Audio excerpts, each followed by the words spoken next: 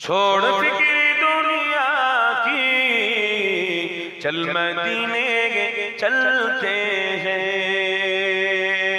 मुस्तफा दीवानों को किस्मतें बदलते हैं। बोलूं ना सुभान अल्लाह।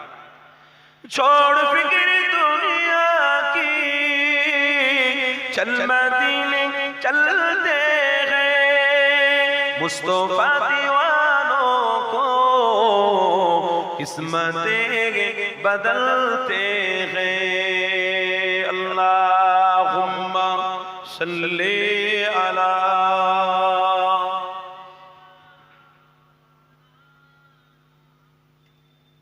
वाला।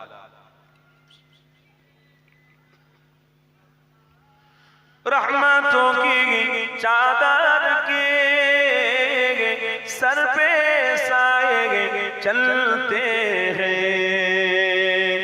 रहमतों की चादर के सर पे साए चलते हैं। मुस्तफा के दीवाने घर से जब निकलते हैं।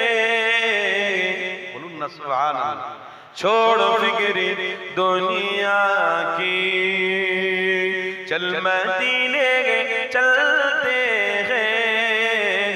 मुस्तफा गुलामों को किस्मतें बदलते हैं। छोड़ो फिक्र दुनिया की। अल्लाहुम्मा सल्ली अला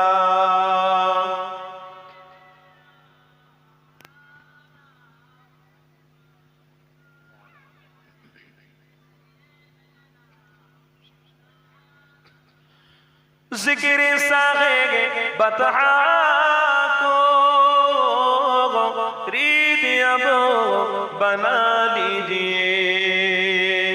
जिक्र सागे बतहा को रीत अब बना लीजिए। रीत अब बना लीजिए। ए ओ जिक्र है जैसे गम खुशी में ढलते हैं। बोलूं ना सुभान अल्लाह।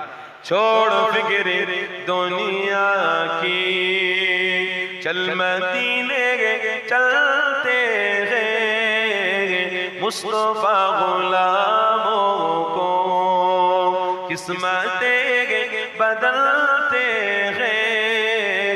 छोड़ फिक्र दुनिया की।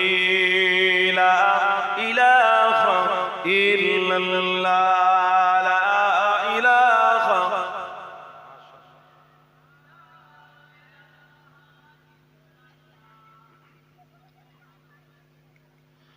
नक्शे कर लेंगे सीने पर नाम सरवर रेदी का।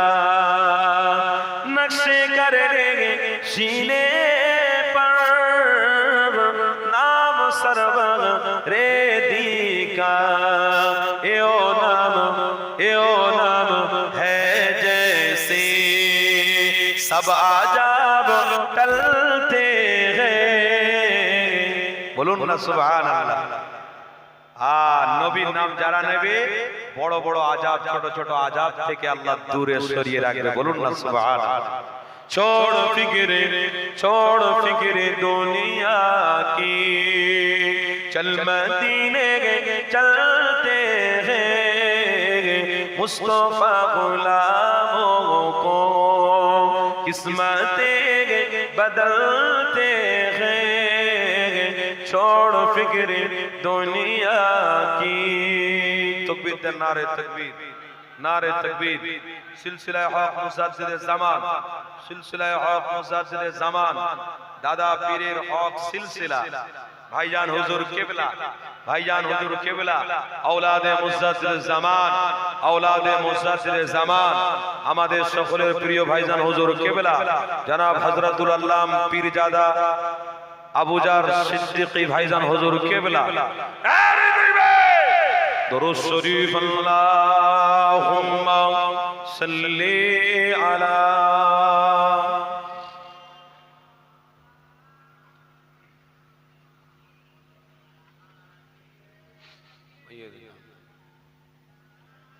আমার বাপেরা, আমার ভাইয়েরা, মাশাআল্লাহ আমরা সবাই খুশি তো নাকি? আলহামদুলিল্লাহ। এই ভাঙড় এরিয়াটা হচ্ছে আমার দাদা পীরের এরিয়া, কি গো তাই তো নাকি? শুধু ভাঙড় নয়, পশ্চিম বাংলা শৈলী এশিয়া মহাদেশের বাইরে আমার দাদা পীরের ভক্ত মুরিদরা রয়েছে, বলুন আলহামদুলিল্লাহ। যেখানে যাচ্ছি আমার দাদা পীরের ভক্ত মুরিদদের ঘরে পাচ্ছি, সেটা কলকাতায় হোক আর যেখানে হোক, বাংলাদেশ হোক, যাই বলেন না কেন, আমার দাদা পীরের ভক্তরা রয়েছে। কেন? দাদা পীর হক, দাদা পীর মোহাম্মদ রসুলকে ভালোবেসেছে, তাই তার ভক্তরাও হক, বলুন সুবহানাল্লাহ। এই দাদা পীরের বাগানে আসলে খুব ভালো লাগে, দাদা পীরের বাগানে এসে ওয়াজ করলে ভালো লাগে। কেন? দাদা পীর মোহাম্মদ রসুলকে চিনিয়ে গেছে, আর দাদা পীরের আওলাদরাও মোহাম্মদ রসুলকে চিনিয়ে গেছে। তেনার আওলাদরাও মোহাম্মদ রসুলের সঙ্গে মোহাব্বত করিয়ে আপনাদের মোহাম্মদ রসুলের সাথে সম্পর্ক করিয়ে ছেড়ে যাচ্ছে। তাই সব থেকে আমরা মর্যাদাপূর্ণ, সব থেকে আমরা গর্বিত, আনন্দিত, এক মোহাম্মদ রসুল দাদা পীরের ওসিলায় আমরা পশ্চিম বাংলায় চিনতে পেরে গেছি, বলুন আলহামদুলিল্লাহ। শুকরিয়া আদায় করে বলুন আলহামদুলিল্লাহ। যাই হোক, আমার ভাইজান এসেছেন, সময় মতো তিনি আলোচনা করবেন। আসুন আমি একটু রসুলের আলোচনা করছি। নবীর আলোচনা যত হবে ঈমান তত মজবুত হবে, রব তত খুশি হবে, তাই তো নাকি?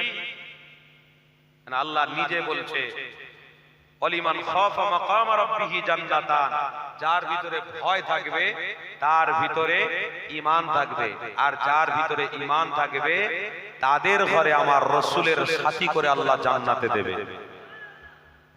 যারা ভয় করবে তারা ঈমানি মাহফিলে আসবে, যারা ভয় করে না, আল্লাহ তার রসুলের উপরে ঈমান আনার পরেও তাদের ভিতরে তাকওয়া নেই, ভয় নেই, তারা ঈমান মাহফিল গুরুত্ব বুঝবে না, তারা ওলিদের গুরুত্ব বুঝবে না।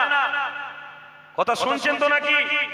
তারা ওলিদের বিরোধিতা করবে, তারা ওলিদের বিপক্ষে কথা বলবে। কেন? হাকিকাতে মোহাম্মদ রসুলকে ভালোবাসা বা প্রেমিক যারা, যারা পথ দেখিয়েছে, তারা হলো আল্লাহর ওলি। তাই ওলিদেরকে যারা ভালোবাসবে তারা মোহাম্মদ রসুলকে পেয়ে যাবে। আমরা মুজাদ্দিদে জামানকে ভালোবাসি, মোহাম্মদ রসুলকে প্রেম করি, বলুন সুবহানাল্লাহ। কেননা রাসূলুল্লাহ হলো সব থেকে শ্রেষ্ঠ, রাসূলবিহীন কোন উম্মতের ঈমান হতে পারে না। তাই রাসূলুল্লাহর আলোচনা শোনা, রাসূলুল্লাহর প্রেম করা, তাই আমার রব ফরজ করেছে। মুসলমান ঘরে ছেলেমেয়েরা, বাবা নওজওয়ানেরা, এ নবী পাকের প্রেমিকেরা, আসো আমার নবীর একটুখানি আলোচনা করি। এ যুবক তরুণীরা, বাবা, আমার নবী পাকের আলোচনা যত করব তত আমাদের ঈমান বাড়বে। কোন নবী, কোন নবী? যে নবী আমার ঈমানটাকে মজবুত করার জন্য মসজিদে নববী শরীফে সমস্ত সাহাবাদের ঘরে হকের কথা বলেছে, সমস্ত সাহাবাদের ঘরে ন্যায়ের কথা বলেছে। এই যুবক তরুণীরা, ওই নবীকে যদি তুমি ভালোবাসো, ঈমান তোমার মজবুত হবে। আরে কোন নবী একটু আগিয়ে নিয়ে যায়? আল্লাহ নবী, নবী দয়া নবী আমার তখন বয়স মাত্র 10 বছর। আম্মা আমিনা তখন আমার রাসূলুল্লাহকে নিয়ে বাইরে বের হয়েছে। আম্মা আমিনা আমার রাসূলের দিকে তাকায়, আম্মা আমিনা তাকিয়ে কাঁদতে লেগেছে। এমন সময় আম্মা আমিনার কান্না দেখে নূর নবী দয়া নবী আমার ওই সময় আম্মা আমিনাকে জিজ্ঞাসা করতে লেগেছে, আম্মা জান আপনি কেন কাঁদেন? আম্মা জান কিসের জন্য কাঁদছেন? কেন আপনি কাঁদছেন? বিষয়টা ক্লিয়ার করেন। ওই সময় আম্মা আমিনা বলেছিল, বাবা মুহাম্মদ, তুমি যখন আমার গর্ভে ছিলে, তোমার পিতা তখন দুনিয়া জমিনতে বিদায় নিয়েছে। ওরে আমার মুহাম্মদ শোনো, আমার বড় দুঃখ হয়, বড় কষ্ট হয়। কেননা অন্য অন্য বাচ্চারা তার বাপের বাপেদের হাত ধরে বা তার পিতাদের হাত ধরে এখানে সেখানে ঘুরতে যায়, খাবার খরিদ করে নিয়ে এসে বাড়িতে আরাম করে, বাড়িতে তারা থাকে। বাবা মোহাম্মদ, তোমার আব্বা যদি বেঁচে থাকতো আমার বড় খুশি হতো, কেননা কলিজার টুকরা মোহাম্মদের চেহারাটা দেখে খুশি হয়ে যেত। তাই তোমার পিতা নেই বলে আমি আমিনা বড় দুঃখ পাই, আমি আমিনা বড় কষ্ট পেতে নিয়েছি। এই যুবকেরা, তরুণেরা, আমার রবের আম্মা আমিনা যখন কাঁদতে লেগেছে, ওই সময় আমার রব ফেরেশতা জিবরাইলকে পাঠালো, যাও জিবরাইল যাও, আমিনার কাছে জিজ্ঞাসা করো কেন আমিনা কাঁদতে লেগেছে। ফেরেশতা জিবরাইল এসে আম্মা আমিনাকে জিজ্ঞাসা করতে লেগেছে, আপনি কেন কাঁদছেন? ওই সময় আম্মা আমিনা বলতে লেগেছে, আমার কান্না দুঃখ এই জন্য, এই বাচ্চা তার পিতা হারা বাচ্চা হয়ে গেছে, এই বাচ্চা সে পিতাকে পায়নি, জন্মের পথে পিতাকে দেখতে পায়নি, এই বাচ্চা পিতা হারা বলে আমি মা, আমার বড় দুঃখ লাগে, কষ্ট লাগে।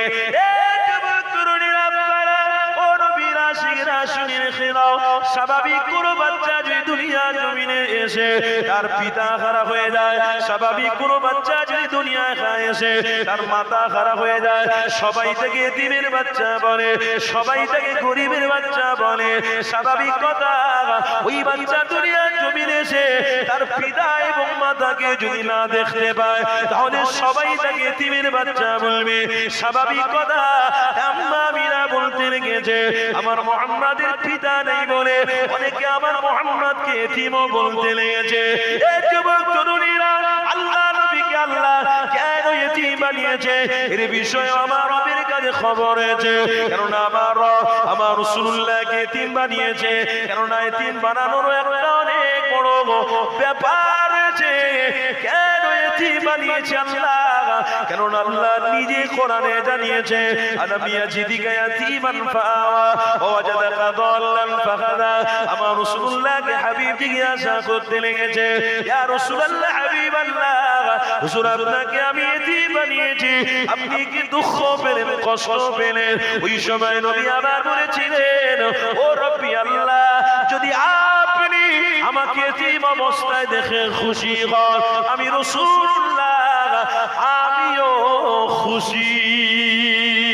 আরো জোরে বলুন সুবহানাল্লাহ। আমার রাসূলুল্লাহ কথাটা কেন বললেন? কেননা আমার নবী পাক পৃথিবীর জমিনে যা যা করবে এটা উম্মতের জন্য অনেক শিক্ষার ব্যাপার রয়েছে। নবী যেটা করবে সেটা শিক্ষার বিষয় হয়ে যাবে, নবী যেটা বলবে ওটা হালাল হয়ে যাবে, নবী যেটা বলবে আল্লাহর তরফ থেকে ওটা শরিয়াত হয়ে যাবে। এই যুবকেরা, তরুণেরা, কোন নবীর আলোচনা শুনতে বসেছি, কোন নবীকে ভালোবাসি, কোন নবীকে প্রেম করি? আরে যে নবী বলেছে, ও রব্বি আল্লাহ, আমাকে যদি আপনি এতিম অবস্থায় রাখেন এতে আমি খুশি, আপনি যদি খুশি হন আমি মুহাম্মদ আমিও খুশি হয়ে যাব, আপনি যদি অখুশি হন তাহলে আমি মুহাম্মদ খুশি। আমার রব বলেছে, রব্বি আলামিন, আমার রব যখন রাসূলুল্লাহকে বলতে লেগেছে, ওরে আমার হাবিব, আমি তোমাকে চাইলে তোমার পিতাকে আমি বাঁচিয়ে রাখতে পারতাম, কিন্তু তোমার পিতাকে আমি তুলে নিয়েছি।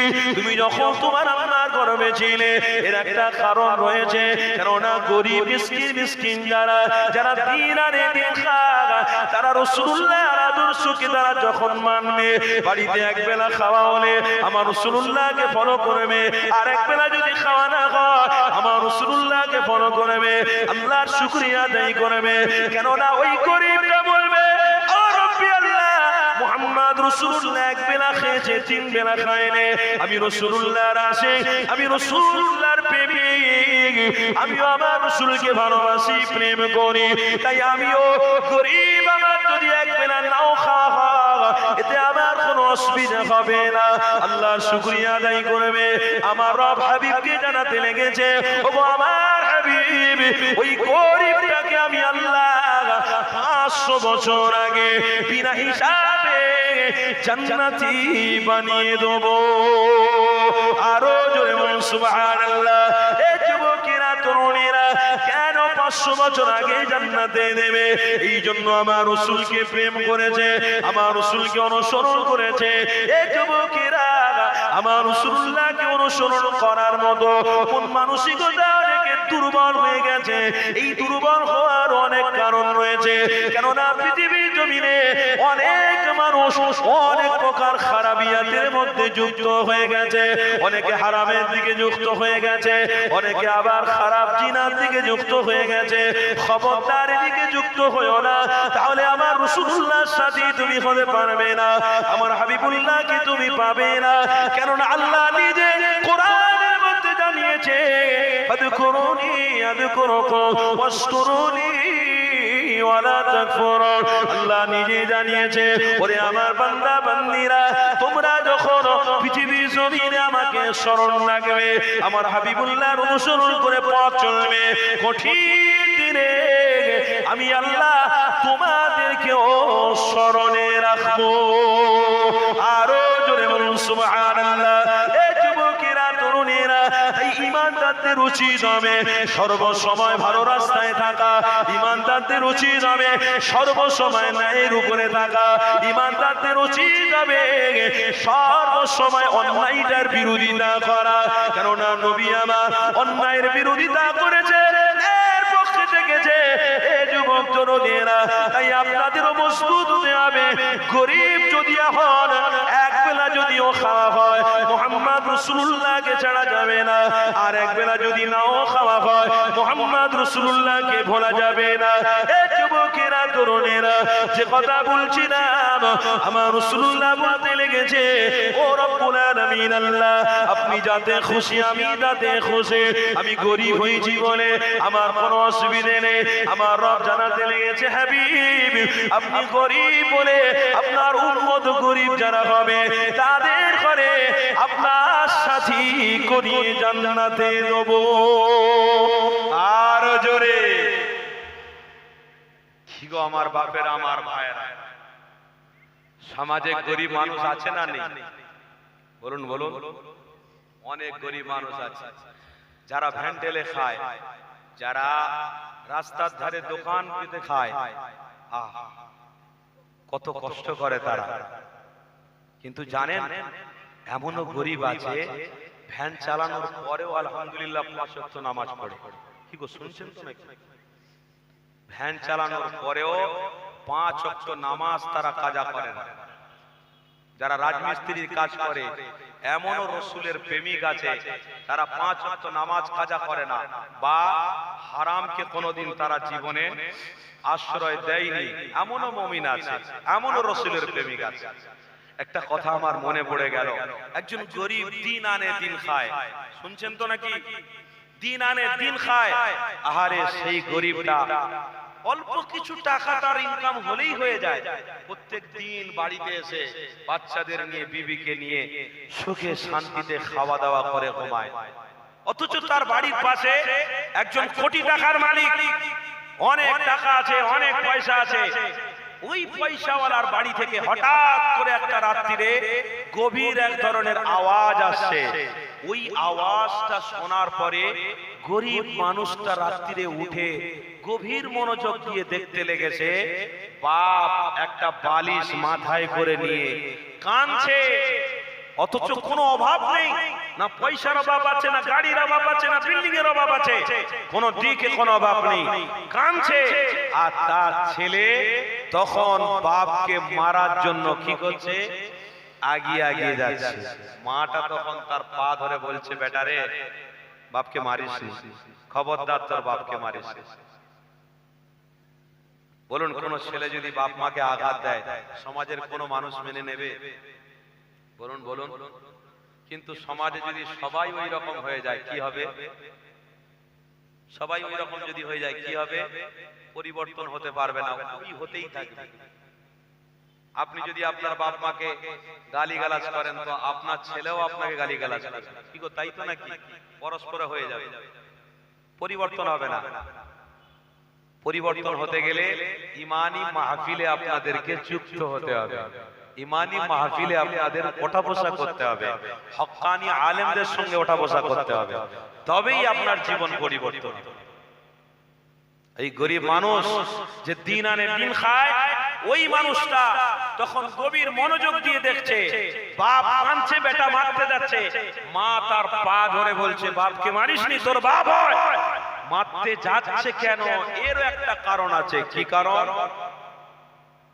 সুস্থ মস্তিষ্কের কোন মানুষ বাপ মাকে গভীরভাবে গালাগালি বা মারতে পারে না। কথা ঠিক না ভুল বলছি? সুস্থ মস্তিষ্কের মানুষ কোনোদিন এই কাজটা করতে পারে না। তবে যার ভিতরে হারাম আছে সে কিন্তু তার বাপকেও চিনবে না, মাকেও চিনবে না ততক্ষণ যতক্ষণ সে হারামটাকে থাকবে। বুঝছেন তো নাকি? কি ব্যাপার, কোনো অসুবিধা হয়েছে নাকি?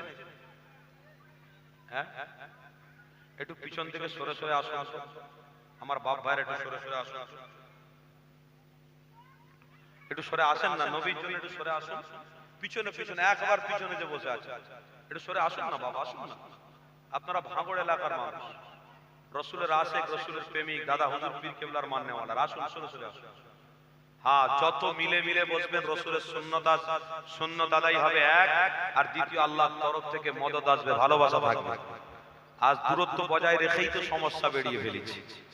আল্লাহ হেফাজত করুন। দরুদ শরীফ আল্লাহুম্মা।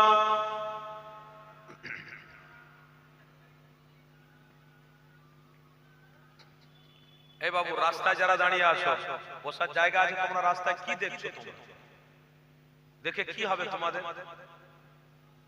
বসতে হলে বসো, ইমানি মাহফিল পেয়েছো, জীবন ধন্য হয়ে যাবে, বসো এখানে। তা করবে কেন? কোথায় দোকানপাট বসেছে, সেখানে খাওয়া দাওয়া হবে, মাশাআল্লাহ, বসে গল্প হবে, তারপরে মোবাইল আছে, কোনো চিন্তা নেই, উলঙ্গ নারীরা নাচছে, ড্যাং ড্যাং করে দেখতে থাকবে। এই তো হচ্ছে সমাজ। আবার আমাদের মতো ব্যক্তিত্ব যারা মেম্বারের রসুলে উঠে বলতে যাবে, তাদেরকে আবার কেউ কেউ ধরে অপমান করবে। হ্যাঁ, স্বাভাবিক কথা, তো অপমান করাই তো দরকার। আর আমরা তো অপমান হব, কেননা ভালো মানুষকে বলতে গেলেই আমরা খারাপ। কথা বুঝছেন না? ভালো করতে গেলেই খারাপ, অথচ রসুলের কথা বলছি, অথচ ভালো কথা বলছি, হক কথা বলছি। আপনাদেরকে রসুল বাঁচানোর জন্য চেষ্টা করেছে।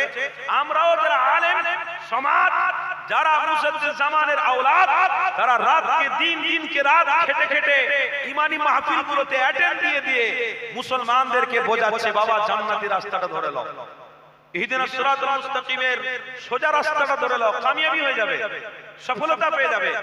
অথচ দেখুন, ওদেরই ভিতরে থেকে আবার কেউ কেউ বিরোধিতা করছে।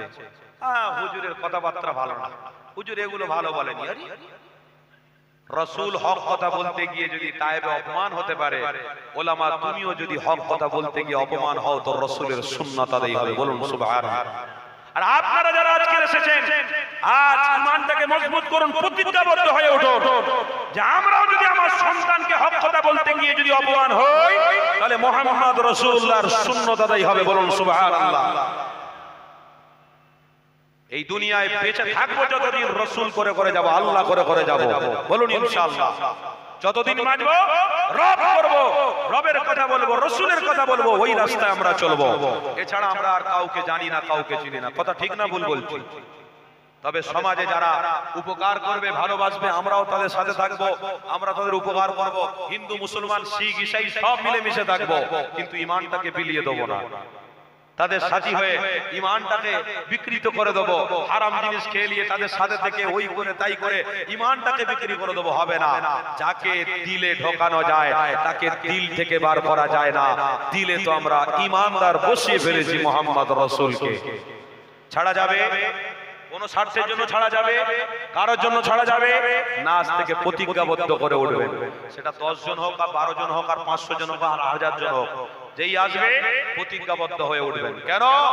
আজকের ইমানি মাহফিলে ওলামারা উঠছে, হক কথা বলছে, কিন্তু হক কথা বলার পরে অনেক জায়গায় দেখা যাচ্ছে হক কথা শোনার পরেও অনেক নবীর আশিকরা বাইরে বের হয়ে যায়, সাকা তায়সা হয়ে যায়। কথা ঠিক না ভুল বলছি? না, এটা করলে হবে না, পরিবর্তন আসতে হবে। যেমন সময়ের পরিবর্তন হচ্ছে, যেমন রাতের পরে দিন আসছে, দিনের পরে রাত আসছে, যেমন মানুষ সারা জীবন বেঁচে থাকবে না, একদিন, দুদিন, 5 দিন, 6 দিন যেমন বাড়ছে, কার 60 বছর হায়াত, কার 70 বছর, কার 80 বছর হয়ে গেল, কার 100 বছর হয়ে গেল। তো সব জিনিসের যদি পরিবর্তন হয়, তাহলে মুমিন মুসলমানদের কেন পরিবর্তন হতে হবে? কেন হবেন না? আপনারা অবশ্যই পরিবর্তন হতে হবে, অবশ্যই তওবা করে ঈমান মজবুত করে মরতে হবে। বলুন ইনশাআল্লাহ। আল্লাহ আমাদেরকে কবুল করুন, বলুন আল্লাহুম্মা আমিন। বিচলিত হবেন না, সব যারা আসছেন একটু মিলেমিশে বসবেন। মিলেমিশে বসলে মহব্বত তৈরি হয়, মিলেমিশে বসবেন, জানেন তো সব। দরুদ শরীফ আল্লাহুম্মা সাল্লি আলা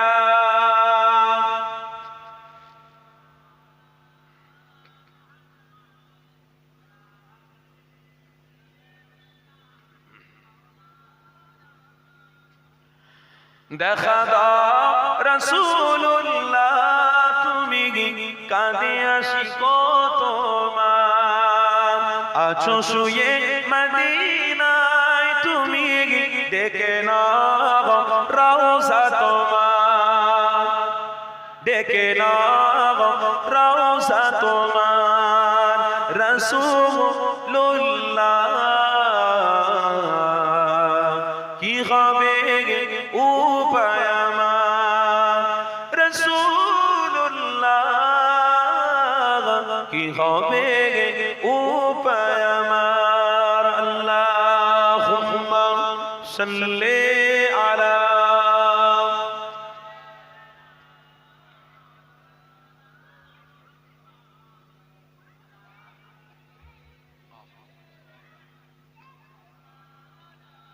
ওই মদিনার পথের ধুলি মাখতাম আমি পেরে সুরমা বলি, ওই মদিনার পথের ধুলি মাখতাম আমি পেলে সুরমা বলি, ফিরে পেত এই নয়নে নূরেরই আধার, ডেকে নাও রওজা তোমার, বলুন না সুবহানাল্লাহ, নারে তাকবীর, ডেকে নাও রওজা তোমার রাসূলুল্লাহ কি হবে উপায় আমার রাসূলুল্লাহ কি হবে উপায় আমার। লা ইলাহা ইল্লাল্লাহ লা ইলাহা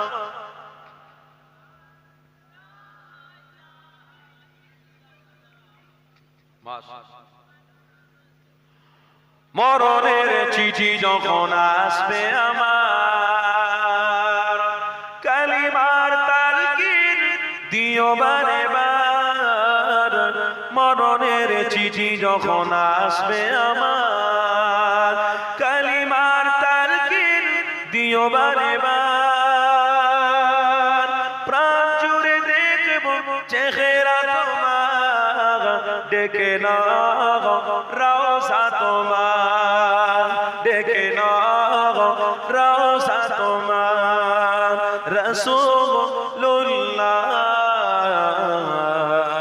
কি হবে উপায় আমার রাসূলুল্লাহ কি হবে উপায় আমার। আল্লাহুম্মা সাল্লি আলা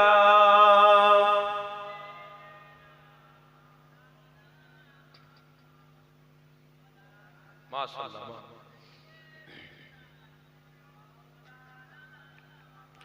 তোমার দেশে যায় কত আশিকান, এ অদম পড়ে আছি বাংলা বাতান, তোমার দেশে যায় কত আশিকান, এ অদম পড়ে আছি বাংলা বাতান, যেতে পারলাম না আমি দেশে তোমার, ডেকে নাও রওজা তোমার, ডেকে নাও রওজা তোমার রাসূলুল্লাহ কি হবে উপায় আমার রাসূলুল্লাহ কি হবে উপায় আমার। দেখা দাও রাসূলুল্লাহ তুমি কাঁদে আসি তোমার, আছো শুয়ে মদিনায় তুমি ডেকে নাও রওজা তোমার, ডেকে নাও রওজা তোমার। আল্লাহুম্মা সাল্লি